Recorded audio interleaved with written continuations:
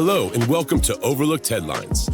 We're the podcast designed to share headlines from America and around the world that have been disregarded or overlooked, but are critical to our lives and well-being. It's our mission to inform with the headlines and then inspire through biblical words, which we call His lines, that once heard and applied will help to strengthen our faith in God as we navigate this journey called life. Now, here's the host of Overlooked Headlines, Jeff Bass. We give you the headlines that others ignore. This is Overlooked Headlines. I'm Jeff Bass, and let's get started. First headline, nearly 7 in 10 American adults meet new definition of being obese. Almost 70% of American adults are considered obese under a revamped definition of obesity, according to a peer-reviewed study conducted by researchers affiliated with the Harvard Medical School and the Massachusetts General Hospital. Traditionally, obesity was defined as having an elevated body mass index, BMI, calculated by dividing a person's weight by their height. However, an individual is now classified as obese under 3 conditions: if they have an elevated BMI plus at least one elevated anthropometric measure, or a BMI greater than 40, or at least 2 elevated anthropometric measures irrespective of BMI or excess body fat, according to the study. Research showed that of the 301,026 participants aged 18 to 80 years old included in the analysis, 42.9% were deemed to be obese under the traditional BMI-based criteria. But under the new definition, 206,361 individuals, or 68.6%, were considered obese, and obesity was found to be more prevalent with older age. Also, the study found that approximately half of participants classified as having obesity under the new definition also exhibited organ dysfunction and/or physical limitation consistent with clinical obesity. Additionally, obesity can be particularly harsh for children, as it can lead to numerous health conditions such as type 2 diabetes and high blood pressure. As for adults, people with obesity have a higher risk of developing several diseases like type 2 diabetes, heart disease, and certain cancers. The CDC attributed the prevalence of obesity to factors such as fewer than 1 in 10 people eating the daily recommended amount of their vegetables, only 1 in 4 adults fully meeting their physical activity requirements, and less than 1 in 4 youth getting sufficient aerobic physical activity. The CDC said the highest obesity prevalence was in the Midwest at 36%, closely followed by the South at 34.7%, with potentially 70% of the adult population now considered to have excess fat. We need to better understand what treatment approaches to prioritize. We'll watch that headline. Now, our next headline, Hong Kong to deploy 60,000 AI-powered surveillance cameras by 2028. Hong Kong is set to become one of the most heavily monitored cities in the world, with plans to deploy 60,000 AI-powered surveillance cameras by 2028, a 15-fold increase from its current network. The phased rollout, detailed in recent legislative filings, will integrate facial recognition, crowd analysis, and suspect tracking, marking a significant escalation in the city's surveillance capabilities. While authorities emphasize compliance with privacy laws, critics warn of the risk to civil liberties, particularly under the shadow of Beijing's tightening control since the 2020 national security law. Hong Kong's existing Smart View program operates fewer than 4,000 CCTV cameras, primarily used for license plate recognition and crowd monitoring. However, the new initiative shifts focus toward identifying individuals, a capability police officials say will naturally emerge as the network expands. Legislative documents confirm the cameras will be equipped for facial recognition and automated image processing, though activation requires privacy impact assessments under the Personal Data Ordinance. The scale mirrors mainland China's pervasive surveillance infrastructure, where AI-driven systems monitor everything from jaywalking to political dissent. Hong Kong's trajectory suggests a similar model with 20,000 cameras added annually in high traffic and high crime areas. Cloud-based analytics will enable real-time threat detection, raising questions about how necessity and proportionality will be enforced in practice. The push follows a 2025 target to enable facial recognition in 3,000 cameras, now dwarfed by the 2028 plan in mainland cities. AI surveillance has been used to suppress protests, track minorities, and enforce lockdowns. Hong Kong's unique legal status, once a bastion of civil liberties, makes this expansion a litmus test for autonomy under Beijing's rule. Hong Kong's plan reflects a global trend.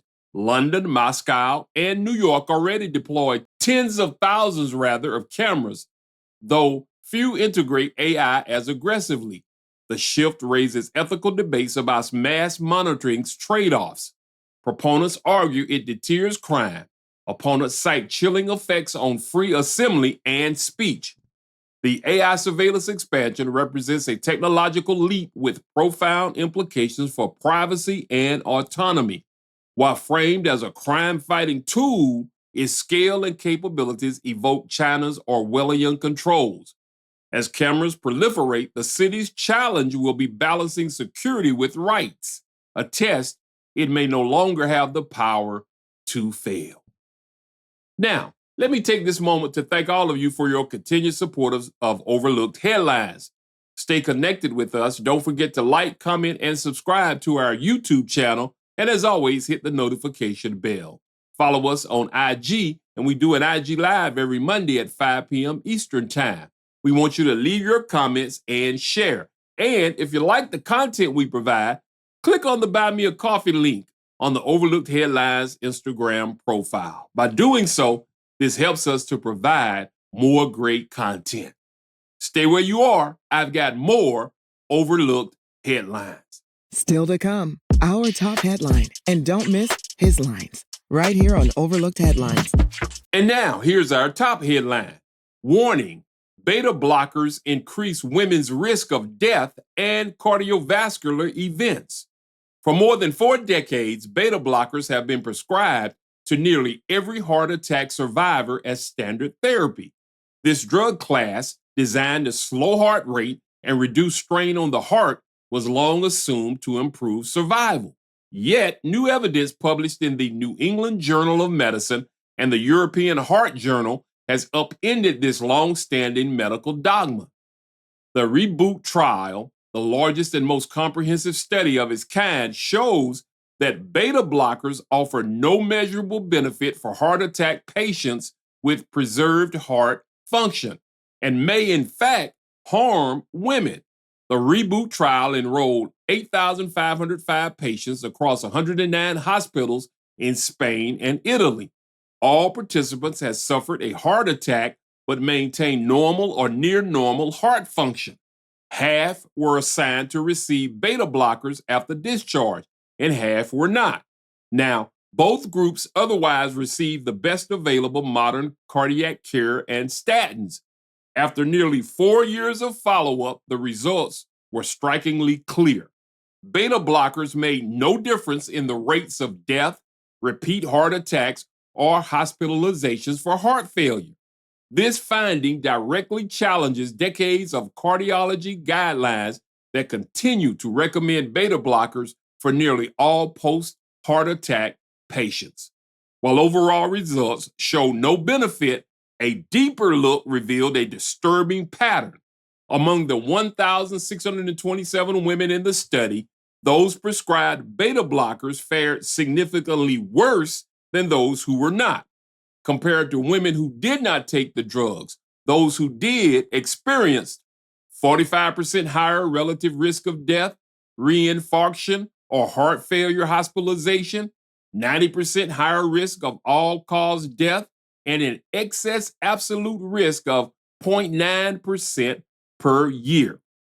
No such increase in risk was observed among the men. The harm was most evident in women with the best heart function and those on higher doses. These sex-specific differences likely stem from biological and pharmacological factors.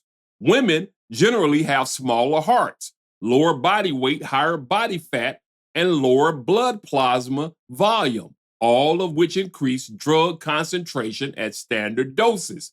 Also, women metabolize beta blockers differently and may experience stronger cardiovascular effects, such as excessive slowing of the heart or reduced cardiac output. However, the beta blocker controversy underscores a larger truth. Genuine cardiovascular health depends on addressing underlying causes, not masking symptoms with drugs. Preventing heart disease and supporting recovery requires a comprehensive approach centered on nutrition, lifestyle, and metabolic balance. Ultimately, the path to heart health lies in restoring balance through nutrition, lifestyle, and personalized medicine. The era of one-size-fits-all cardiac drugs is ending, and the evidence now calls for a more thoughtful, evidence-based future in heart care. Give us your thoughts on this headline. We want to hear from you, women, especially. Don't move, his lines are coming up. Hey, if you're enjoying this episode, then we'll think you'll love connecting with us on our social media platforms as well, because we post frequent news bites, tips, and alerts to keep you informed and inspired. Now, let's get back to more overlooked headlines with Jeff Bass. Now it's time for his lines, where we take a closer look at these headlines from a biblical perspective taken from the Bible, God's Word. In uncertain times, everyone is trusting in something. For many, it's money, medicine, movements, or even men. But misplaced trust always leads to misplaced peace. When life's storms rage, our security is only as strong as the source we're standing on. Psalms 20, verse 7 says, "Some trust in chariots and some in horses, but we trust in the name of the Lord our God." The question isn't if you trust, it's where have you placed that trust? We often lean on logic or intellect before the Lord. However, Proverbs chapter 3, verses 5 through 6 says, "Trust in the Lord with all thine heart. Lean not into thine own understanding." Your leaning reveals your learning. When you lean on God, you learn his faithfulness. When you lean on yourself, you learn frustration. Faith flourishes when fear fades, and true trust in God turns panic into peace, because faith focuses on who is with you, not who's against you. Finally, actions affirm what the heart asserts. Trust isn't talk, it's transformation. When you truly trust God, that is, your choices change. Abraham proved his trust, not by what he said, but by what he sacrificed. You see, real trust produces total obedience. In conclusion, the foundation of faith is fortified by where you place your trust. When your trust is on people, you get disappointed. When your trust is in possessions, you get depletion. But when your trust is in the person of Jesus Christ, you gain divine direction, perfect peace, and lasting protection. That's his line. For Overlooked Headlines, I'm Jeff Bass, keeping you informed and inspired. Be blessed. Thanks for joining us. We hope you've been informed and inspired. Like us, tell a friend, and connect with us via Facebook, YouTube, or email us at neveroverlooked@gmail.com. That's neveroverlooked@gmail.com. Check us out next time on Overlooked Headlines with Jeff Bass.